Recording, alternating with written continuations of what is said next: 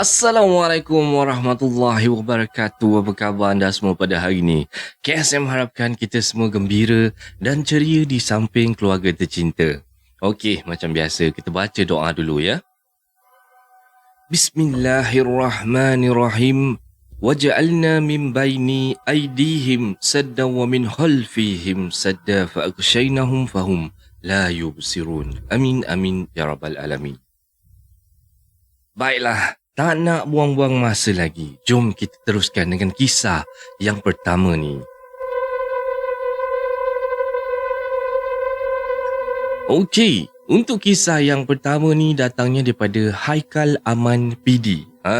Kisahnya berkenaan dengan apa tu? Jom kita teruskan dengan kisah yang pertama ni.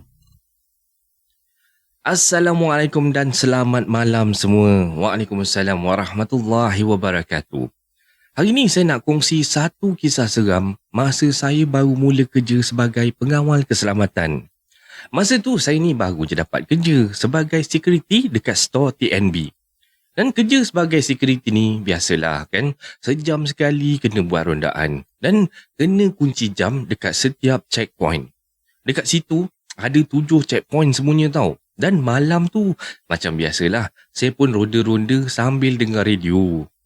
Sampai dekat checkpoint nombor 4 tu, tiba-tiba saya dengar suara macam minta tolong tau. Tolong, tolong, tolong, tolong, tolong. Serius bang, suara tu memang seram sangat-sangat. Yang lagi buatkan saya seram, boleh pula dia sebut nama saya. Tolong, tolong, Haikal, tolong, Haikal, tolong aku, tolong aku. Ish, alu tak betul lah. Siapa pula ni? Siap main petik-petik nama pula dah. Oi! Siapa tu? Ish, siapa ni? Saya pun teruslah berhenti kan. Cubalah cari, tengok keliling tu. Pandang kiri, pandang kanan. Dan untuk pengetahuan pendengar semua, store tempat kerja saya ni dekat dengan kawasan quarters tau. Jadi, saya ingatkan mungkinlah ada orang dekat quarters tu yang minta tolong. Yelah, siapa lagi yang tahu nama saya kalau bukan orang yang duduk dekat quarters tu kan? So, saya pun carilah. Cari. Tapi masalahnya saya tak jumpa sesiapa pun. Habis tu, kan, dah boring-boring cari tak jumpa tu, saya pun lantakkan aje lah. Buat bodoh je lah. Saya sambung balik buat rondaan sampai ke checkpoint yang nombor 7. Masa itulah, tiba-tiba saya rasa macam ada orang pegang bahu saya. Pow! Allahu Akbar, Astaghfirullahalazim, ya Allah. Ya Allah. Dan masa ni, of course lah, saya memang terkejut lah. Sebab saya nampak dengan jelas ada kuku panjang hitam pula tu dekat atas bahu saya. Terus saya cakap macam ni tau. Bismillahirrahmanirrahim, Allahu Akbar. Engkau nak apa pegang-pegang aku ni? Aku datang sini nak buat kerja aku je. Bukannya aku nak kacau kau pun. Dah, kau pergi. Kacau orang nak buat kerja je lah kau ni. Kau pergi, tolonglah kau pergi.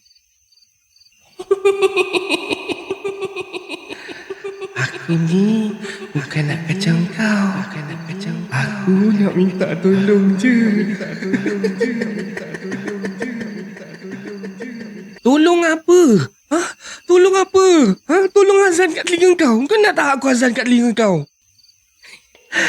Kau ni garang sangatlah.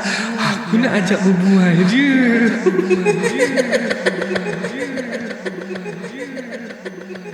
Serius bang Masa tu bulu roma saya ni memang dah merembang-rembang habis dah. Tapi dah nama kerja kan, saya pun buat tak tahu je lah. Saya jalan juga tau. Teruskan meronda tu sampai habis. dan balik semula ke pos jaga. Sampai dekat pos jaga ni, saya pun ambil lah buku log. Mulalah tulis report saya kan. Dah siap tulis report saya tu apa semua. Entah kenapa, tiba-tiba je mata ni punyalah mengantuk. Jadi, saya pun ambil keputusan untuk nak lelap lah kejap. Sekejap je dekat atas kursi tu. Masa saya tengah tidur-tidur ayam tu, tiba-tiba saya rasa macam ada tangan tau. Tangan tu dia pegang leher saya. Macam nak mencekik pun ada. Teruslah saya terjaga kan. Tengok-tengok ada satu perempuan tua. Senang kata macam nenek lah. Kita panggil nenek lah senang Tengah duduk senyum menyeringai dekat sebelah saya tau. Masa ni berdarah dah darah saya. Saya terus cakap macam ni. Astaghfirullahalazim, ya Allah. Engkau lagi. Engkau baliklah tempat engkau. Jangan kacau aku. Janganlah kacau aku. Bukan ke tadi kau kata nak berbual? Aku datang nak berbual lah ni. Bila masa? Bila masa aku janji dengan kau? Tak ada masa lah aku nak layan kau. Baik kau belah. Baik kau belah sebelum aku azan ni sekarang.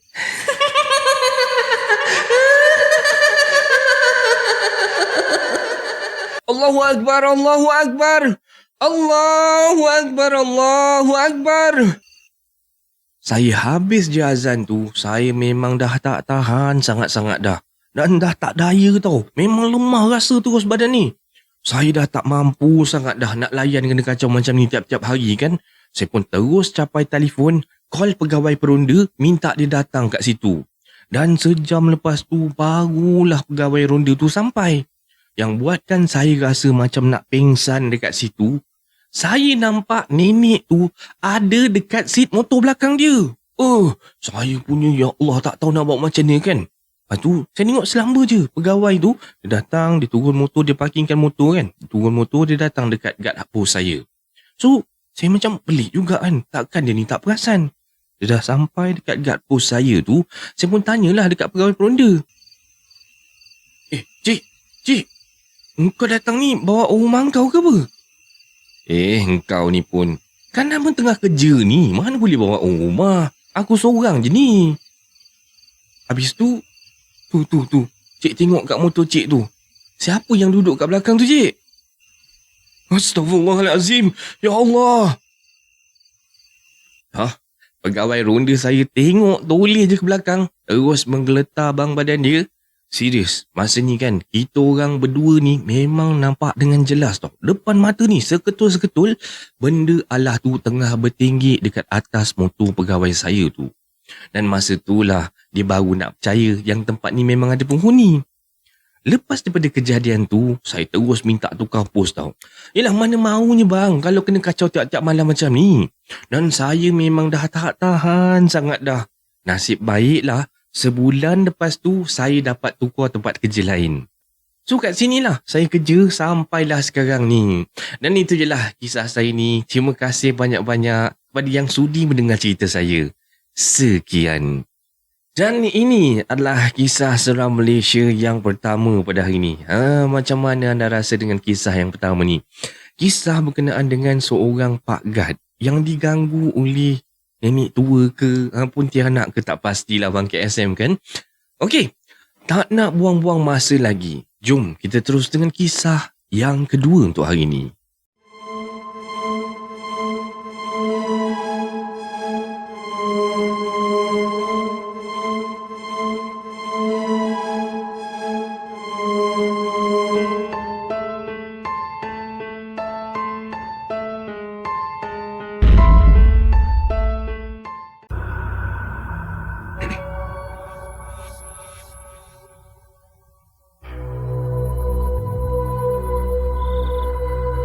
Okey, untuk kisah yang kedua ni datangnya daripada Yuslina Yus. Kisah dia macam mana? Jom kita dengarkan. Kisah yang saya nak ceritakan ni adalah kisah yang terjadi dekat tepi rumah saya. Nak dijadikan cerita kan, 4 hari sebelum raya haji hari tu, malam tu macam biasalah kan. Time-time macam ni, kawan suami saya akan datang melepak dengan suami saya. Tapi diorang tu tak adalah melepak dekat kedai mamak ke apa. Dan biasanya Diorang ni akan datang melepak dekat tepi rumah saya je. Dan tepi rumah tu memang suami saya ada letakkan meja batu. Dan itulah pot diorang. Kat situlah diorang duk bersembang. Kat situlah diorang minum kopi. Dan dekat situ jugalah diorang ni gelak ketawa dah macam orang gila dah. Pendek kata, ni saya tak payah risau sangat lah kan pasal suami saya. Kalau cari suami tak ada kat dalam rumah, cari je kat situ. Confirm memang jumpa. Okey. Kalau tak silap saya, masa tu lebih kurang dalam pukul 1:30 pagi lah macam tu. Dan suasana malam tu of course lah senyap sunyi aja. Yang dengar suara dia orang je lah bergelak ketawa dekat tepi rumah tu kan. Tiba-tiba kan dalam tengah dia orang duk berborak ketawa-ketawa tu, dia orang ni semua terdengar satu suara tau. Sayup je. Suaranya tu macam jauh sangat tau. Abang, tak tidur lagi ke bang? Kejap. Rul. Kau dengar tak tu? Dengar. Tapi, apa benda dia cakap tu? Macam tak jelas lah. Abang, tak balik lagi ke? Tu. Kau dengar tak, Rul? Dengar. Kalau kau tak dengar, aku boleh suruh dia ulang lagi. Kau ni, tak payah nak ya-ya kau Beranilah kau buat macam tu. Kau tengok Aku cakap aku suruh dia ulang lagi sekali tau. Kau tengok aku cakap ni Oi, cuba ulang lagi sekali. Aku tak dengar lah. Abang, dah malam bang. Tak balik lagi ke?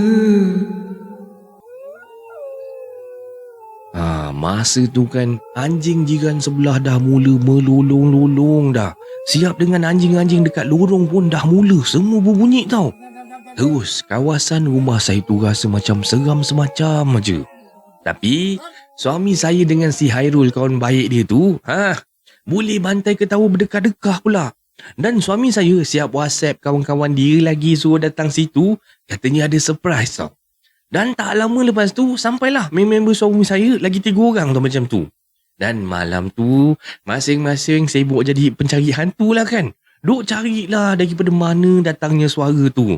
Tapi hampir bang tak jumpa siapa, tak jumpa apa pun. Dan suara tu terus hilang macam tu aja. Terus tak berani dah dia nak berbunyi lagi.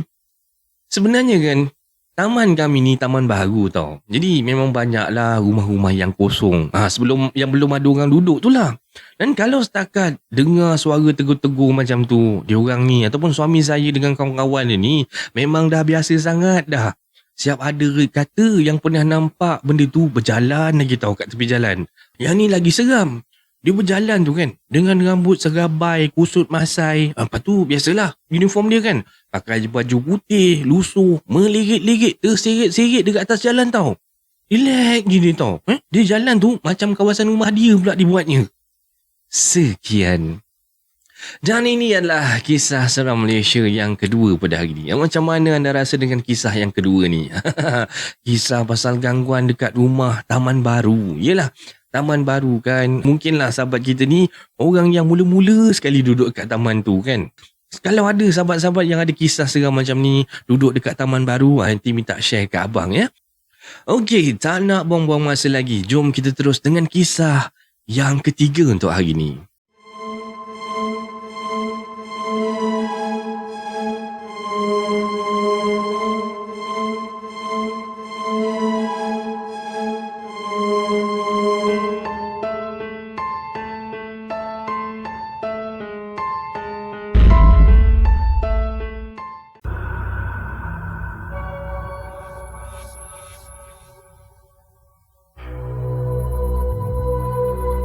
Okey, untuk kisah yang ketiga pada hari ini datangnya daripada Anonymous.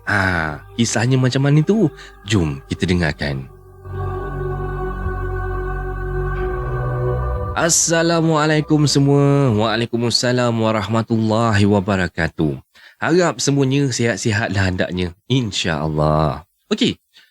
Cerita yang saya nak kongsi ni sebenarnya kisah daripada suami saya masa dia masih bujang dulu. Yalah, masa tu dia jaga ayah dia yang sakit dekat hospital.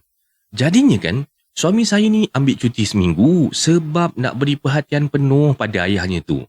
Dan macam biasalah kan, kalau jaga orang sakit ni, duduk aje lah dekat situ. Tak ada buat apa-apa pun. Habis kuat pun, suapkan makan, dengan bawa ayahnya tu ke tandas. Hari-hari berlalu macam biasa je lah Sampailah satu petang. Waktu tu maghrib lah. Dan suami saya nak solat maghrib. Jadi dia pun pergilah ke hujung bangunan hospital tu. Sebab kat situ ada bilik solat tau. Sampai je dekat depan bilik solat tu, dia nampak ada seorang makcik guard tengah duduk dekat situ tau. Dan sambil lalu tu, makcik tu pun tegurlah dia. "Dek, awak nak solat Ada bawa sejadah sendiri?" "Alamak, kena bawa sejadah sendiri ke, cik? Saya tak tahu pula. Dalam tu tak ada sejadah ke, cik?" "Dalam tu ada sejadah. Tapi cik takut tak cukup je tu nanti. Ramai tau orang kat dalam tu tadi." Tak apalah, cik. Ingatkan tak boleh solat kalau tak bawa sejadah sendiri. Saya masuk dulu, cik ya." So, suami saya pun teruslah masuk dalam surau. Tapi yang peliknya, bila dah masuk dekat dalam tu, suami saya pandang kiri, pandang kanan. Surau tu kosong bang, tak ada sesiapa pun. Jadi, dia seorang-seorang je lah dekat dalam bilik solat tu. Makcik jaga ni biar betul. Kata tadi ramai orang. Ni tak ada orang pun. Lantarlah. So, suami saya pun teruslah ambil uduk apa semua kan dan mulakan solat dia tu. Allahu Akbar. Mulanya tu, okey je tau. Suami solat macam biasa je lah. Tapi, bila dia dah siap solat, masa dia tengah baca doa tu, dia mula dengar suara orang macam ramai gitu dekat belakang aminkan doa dia. Dan suaranya tu macam perlahan aja. Tapi memang dia dapat dengar dengan jelas sekali. Bila suami saya dah habis berdoa tu, dia dengar bunyi tapak kaki tau. Macam ramai-ramai keluar daripada bilik solat tu. Dan bila dia pusing ke belakang, tengok-tengok tak ada sesiapa pun. Tak nampak seorang pun. Yang cuma ada yang tinggal dekat situ, bau wangi sangat-sangat macam bau bunga meluk. Dan suami saya masa ni relax je lah kan. Sebab dia dah tahu dah ada makhluk yang tumpang solat sekali. So suami saya pun relax je lah kan. Keluar je daripada bilik solat tu. Dan makcik jaga diri terus tanya dia tau. Dah siap solat dah kamu? Mana yang lain? Yang lain, cik? Mana ada orang, cik, kat dalam tu? Saya seorang je lah. Terus muka makcik tu berubah tau. Terbeliak bejik mata dia. Awak ni jangan main-main. Makcik nampak tadilah. Ramai masuk dalam tu. Cik salah nampak tak? Cik, saya gerak dululah ya. Kejap-kejap lagi misi nak datang nak bagi ubat makan ni sekarang. Assalamualaikum, cik. Kejap. Tunggulah makcik kejap. Makcik pun nak keluar juga ni. Suami saya nampak lah. Hara makcik tu mengemas barang-barang dia pun semua. Capai-capai masuk dalam beg. Terus ikut suami saya keluar tau. Sambil jalan dengan suami saya tu, dia pun tanyalah suami. Dik, betul ke dalam tu tak ada orang? Tadi cik nampak ramai masuk dalam tu tau. Itulah, cik. Saya bukan nak takut-takutkan makcik ke apa. Yalah, dah memang betul-betul dalam tu tak ada orang tadi, cik. Entahlah. Mungkin yang cik nampak tu bunian kot, cik. Biasalah. Diorang pun nak solat juga. Tak kacau kita pun lah. Aduh. Makcik ni baru je kerja kat sini tau. Ini baru hari pertama ni. Seram lah. Tak boleh lah macam ni. Esok makcik nak berhentilah. Tak sanggup makcik nak kerja sini lagi. So masa ni kan, suami saya diamkan aje lah. Tapi esoknya tu, suami saya pun solat dekat rumah je bang. Kata suami saya bukan sebab takut, tapi sebab tak berani. Sekian. Dan ini adalah kisah seram Malaysia yang ketiga pada hari ini. Macam mana anda rasa dengan kisah yang ketiga ni? Kisah pasal tempat solat lah. Yalah, banyak sangat sebenarnya cerita berkenaan dengan tempat-tempat solat ni. Tahu-tahu je kan kita pun mula masuk macam seorang-seorang. Tahu-tahu je ada pula yang mengaminkan tu nanti kan. Tak meremang ke? Mestilah meremang kan. Okeylah. Tak nak buang-buang masa lagi, jom kita terus dengan kisah yang keempat pada hari ni.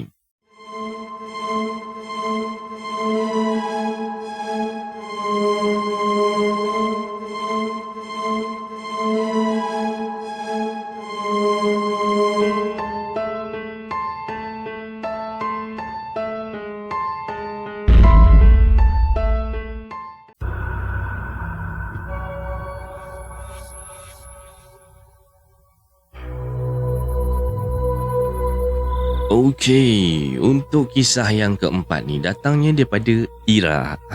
Macam mana kisah dia tu? Jom kita dengarkan sama-sama.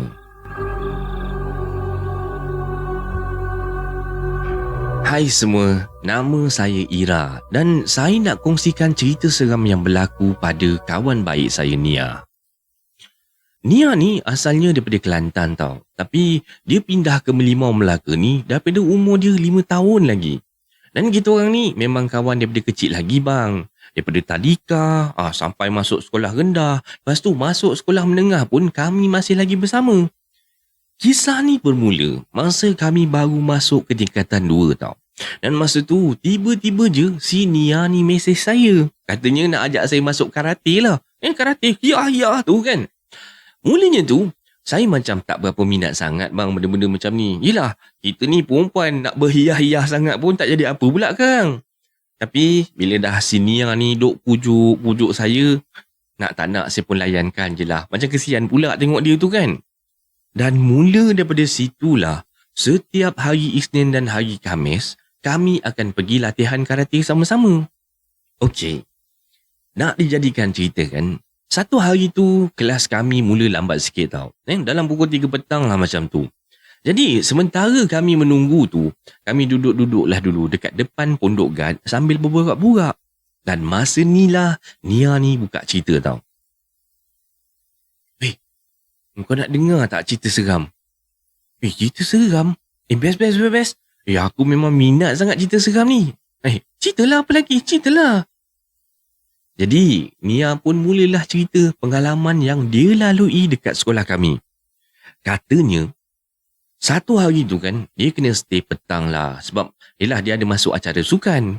Untuk pengetahuan semualah, kawan saya si Nia ni, dia memang atlet dekat sekolah kami bang. Dan, kalau setakat acara larian 100 meter tu, memang makanan dia lah. Habis semua medal dia tapau aja. So, hari tu, dia kena berlatih sampai lewat petang tau. Dan balik petang tu, mak dia yang ambil lah. So, lepas dah habis latihan tu, baru je duduk sekejap dekat kantin, nak tunggu mak dia datang kan. Masa itulah dia rasa nak terkencing. Tak cerita banyak lah. Dia terus pergi ke tandas dekat blok form 5 tu. Dan sampai dekat situ, dia nampak lah makcik cleaner India tengah cuci tandas tau. Aunty, boleh saya pakai tandas tak? Saya tak tahan lah aunty nak terkencing. Dek, maaf ya, aunty tengah cuci tandas ni. Adik pergi cari tandas lain lah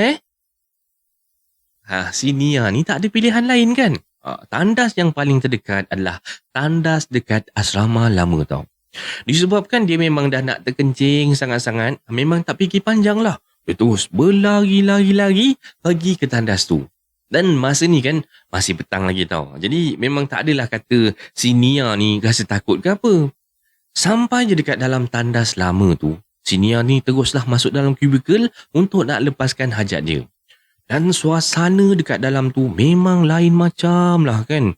Sebab sunyi, sepi aja. Yelah, masa tu kan dah petang. Dan mana ada orang lagi dekat sekolah. Yelah, selain orang ataupun atlet-atlet yang ada join acara je. Waktu tu dia orang training lah. Tapi si Nia ni buat tak tahu je lah masa tu kan. Sebab dah tak tahan sangat.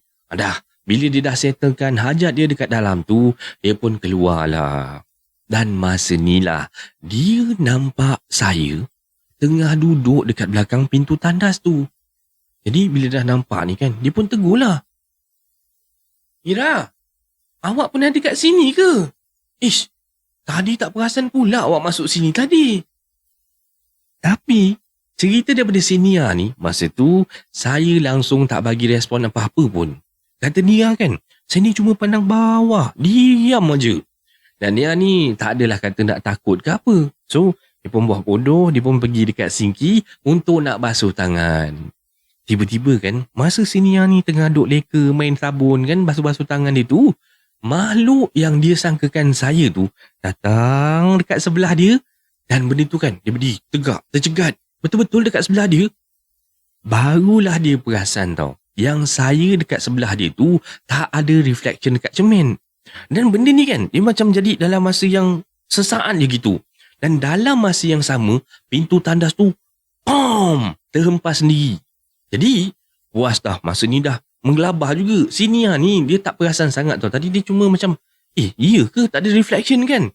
So, dia terus pergi buka pintu dulu. Dia settlekan masalah pintu lah dulu. Dia cuba buka pintu tu, tapi tetap juga tak boleh buka tau. So, dia dah huru-hara dah ni kan. Baru je dia nak menjerit minta tolong, tiba-tiba pintu tu terbuka sendiri. Rupa-rupanya ada seorang akak senior yang bukakan pintu tu. Dek, kenapa kau ni? Itulah kak, entahlah. Pintu ni tiba-tiba je tertutup sendiri. Saya ingat saya dah cuba buka tadi. Tapi tak boleh pula. Rosak agaknya. Kak, thank you kak Terima kasih. Nasib baik akak tolong kak.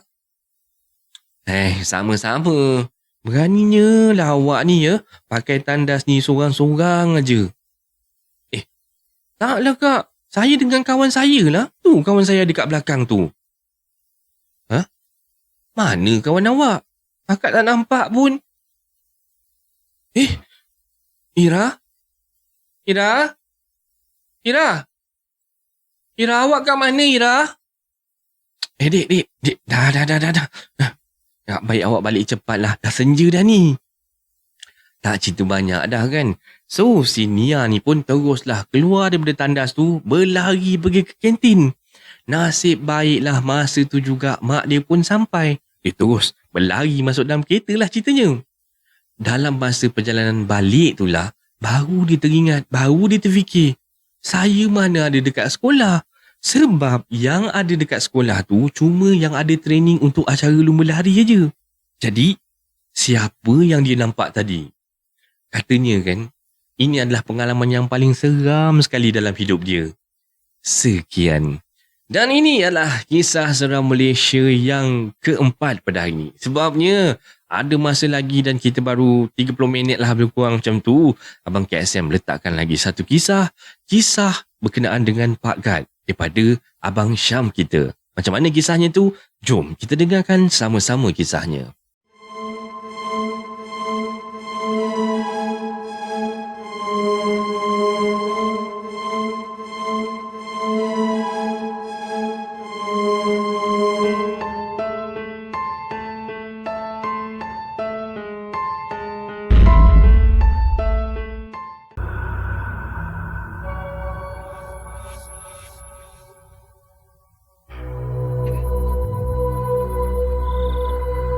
Okey, sampailah kita ke kisah yang terakhir pada hari ini. Kisah daripada Abang Syam. Jom kita dengarkan kisahnya sama-sama. Assalamualaikum KSM. Waalaikumsalam warahmatullahi wabarakatuh. Dan subscriber KSM. Saya Syam dari Penang. Saya ada satu cerita nak disampaikan. Tapi cerita ni bukan dari saya. Dari kawan saya Hindu. Dia duduk Penang. Okey, cerita dia macam ni. Masa tu, dia kerja guard security. Security dekat kilang lah. Kilang dekat belah Penang. Kilang tu saya tak boleh bagi tahu lah kilang apa. Sebab kilang tu sampai sekarang ni masih ada lagi. Masa tu, dekat kilang tu, dia ada satu pos saja. Pos guard tu dekat depan, pintu depan saja. Pintu belakang tak ada. Dia cuma dia pasang pagar saja. Pagar dawai tu. Bukan yang jenis tembok tau. Pagar dawai tapi tinggi. Atas dia akan ada tali kawat. Okey, malam tu mereka jaga dua sebab kilang tu dia normal saja. Dia pagi, 7 pagi sampai 7 malam saja. Lepas tu untuk shift malam tak ada. Okey, kilang tu dia buat barang plastik. Barang plastik, contoh macam barang Motorola, kan? Apa cover set ke, kan? Toki ke, dia buat cover-cover macam tu. Masa tu depa kena shift malam. Pukul 7 malam sampai 7 pagi. Tak apalah, depa pun main 7 malam tu, okey, tak ada apa masalah. Lepas tu dah masuk pukul 7, 7, 8, 9. Pukul 9 depa kena clocking. Dia ada, kalau tak silap saya, dia dekat luar saja. Dari depan sampai ke belakang, dia ada 4 point, 5 point. Dia nak kena clocking. Tak apalah, masa tu depa ikut turn lah. Pukul 9 A. Pukul 11, lepas 2 jam pula B pula. Lepas tu pukul 1 A balik. Dia macam tu, 2 jam sekali. Kira masa 2 jam tu, seorang tu pergi, seorang jagalah. Kalau dia nak tidak lah, tapi jaga-jaga lah sama kan. Masa tu, time kawan dia, hak Melayu tu, dia ada 2 security. Yang satu security Hindu, satu lagi Melayu. Okey, masa tu pukul 11. Pukul 11 punya. Bukan, maaf. Pukul 1 pagi. Masa tu time hak Melayu tu. Dia kata dekat Hindu tu, dia kata aku nak pergi clocking dulu. Hang jaga depan. Dia kata okey tak apa. Poin pertama, poin kedua, poin ketiga, poin keempat. Masa poin kat keempat tu, dia dah belakang dah kilang. Dia kalau poin kelima, dia nak pergi kot tepi kilang dah. Tepi kilang tu bermakna nak dekat sampai pintu depan lah. Jadi dia macam penjuru lah. Ni poin yang keempat dia nak kunci. Okey, ni poin yang keempat dia nak kunci. Masa tu dia sampai kat belakang tu, ke pagar, belakang pagar tu, luar pagar tu, dia macam dia hutan. Dia tak bisa pilah kat belakang tu ada apa ke, dia apa tak tahu. Sebab dia baru je orang Melayu tu. Kalau hak Hindu tu dia memang kerja lama dah. Jadi tapi dia tak ceritalah sebab benda tak penting kan. Buat apa dia nak pergi cerita tiba-tiba.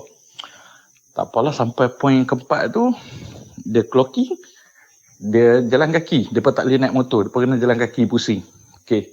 Dia nak pergi checkpoint kelima. Masa dia nak pergi checkpoint kelima tu, dia perasan dekat luar tu kan daun-daun kering banyak. Dengar bunyi macam orang berjalan ramai.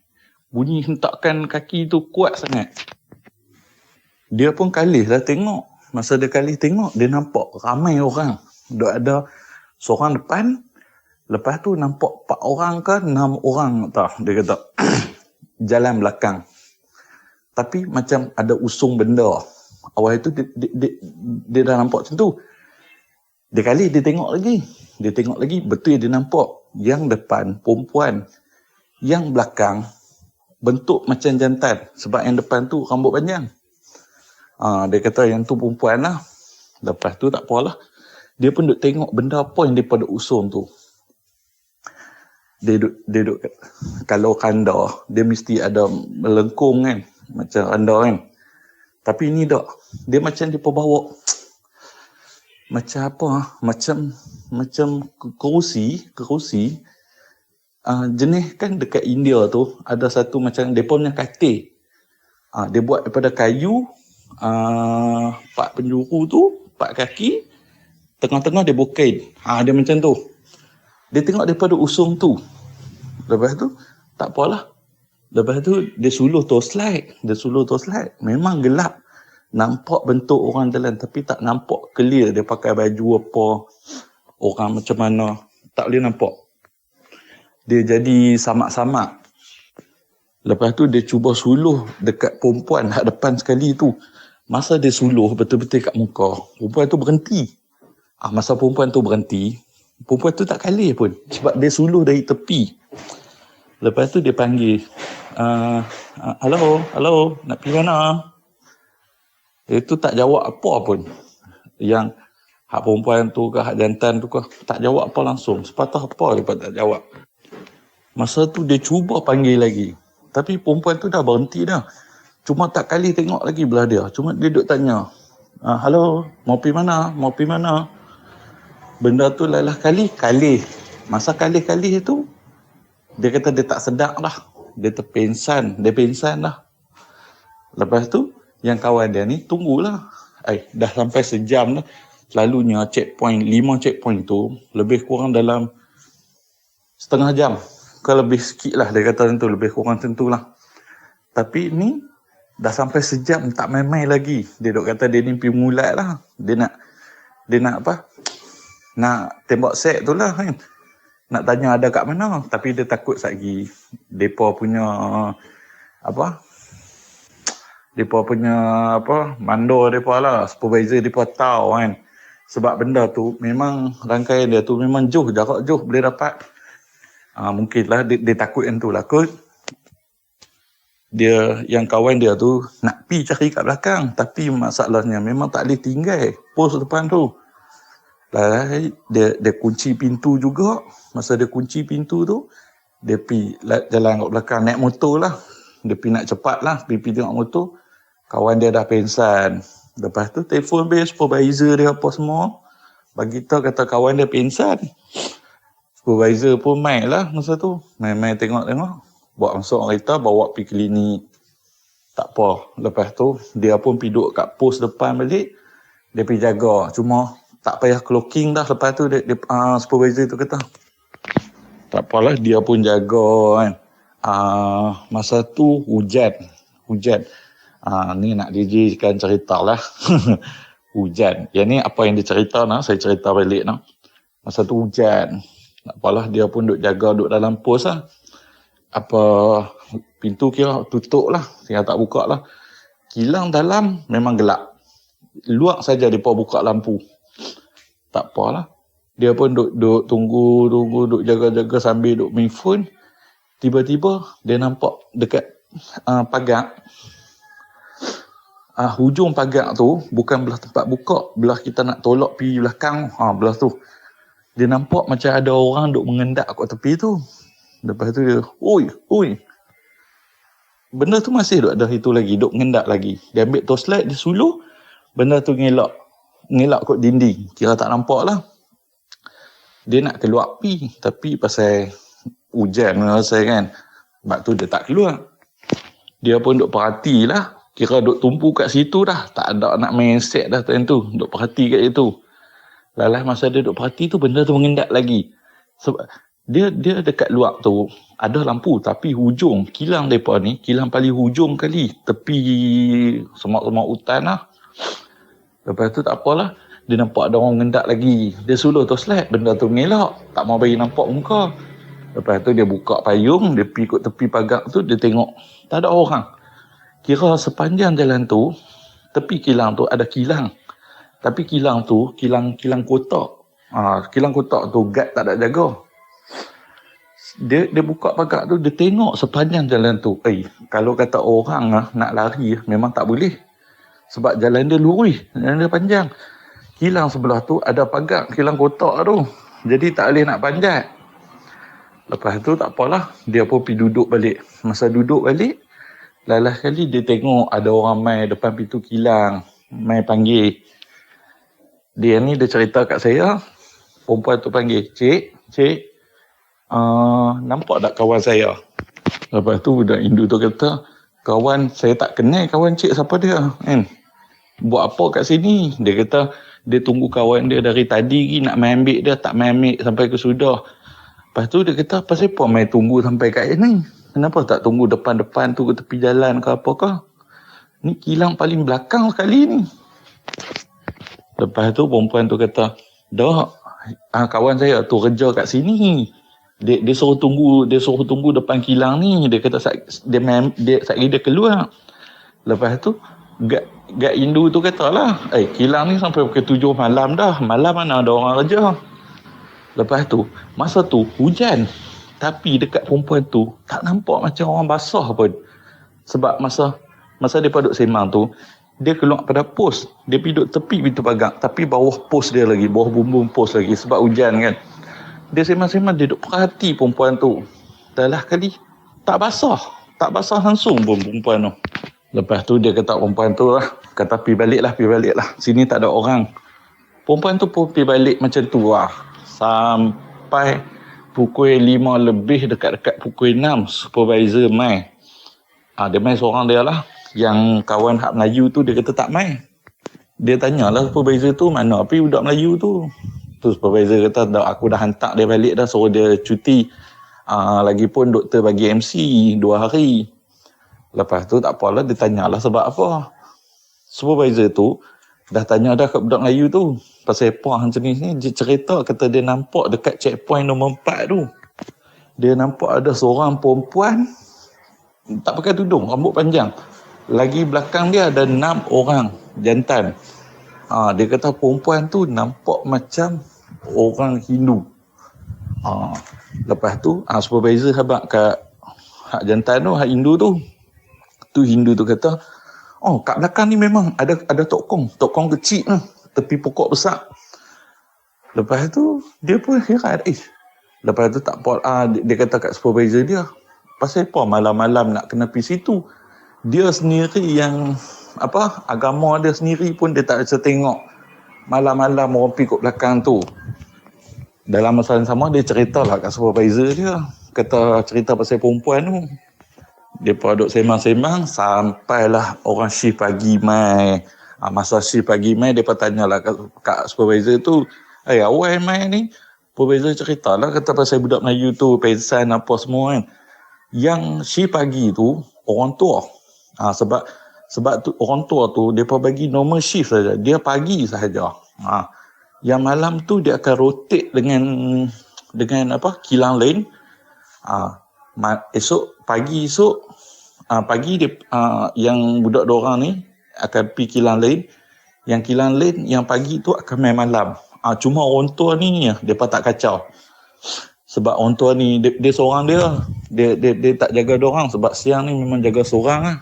Supervisor tu cerita kat orang tua tu baru orang tua tu abang, betul kat belakang ni ada satu tokong. Jalan depan sikit ada satu kuil tu kecil saja. Ada satu tokong dalam tu. Lepas tu dia ceritalah, memang biasa nampak dah. Dia pun sebelum ni dia biasa nampak, cuma dia buat tak erti je lah. Cerita dia sampai takat tu je lah. Okey nah, terima kasih. Assalamualaikum. Waalaikumsalam warahmatullahi wabarakatuh. Terima kasih Abang Syam atas ceritanya itu. Menarik sangat-sangat. Okey. Untuk berkenaan dengan suara Abang Syam lah. Abang Syam ada cakap dengan Abang katanya dia tak berapa sihat sekarang ni. Batuk-batuk, demam sesama je kan. Minta kita semua doakan supaya Abang Syam cepat sembuh, diberikan kesihatan dan dipermudahkan segala urusan dia. InsyaAllah. Baiklah. Dengan ini berakhirlah sudah kisah seram Malaysia untuk hari ini. Semoga anda semua terhibur dengan kisah-kisah yang Abang KSM sampaikan. Baiklah, Abang KSM nak minta ampun, nak minta maaf. Kalau ada tersilap kata ataupun terkasar bahasa tu, harap sahabat semua dapat maafkan Abang ya. Mana yang belum like tu, tekanlah button like tu dulu. Mana yang belum subscribe tu, tekanlah button subscribe tu. Jomlah support channel Abang ni. Kita kan geng. So dengan ini berakhirlah sudah kisah seram Malaysia untuk hari ini. Jumpa lagi esok pada pukul 4 petang, insya-Allah.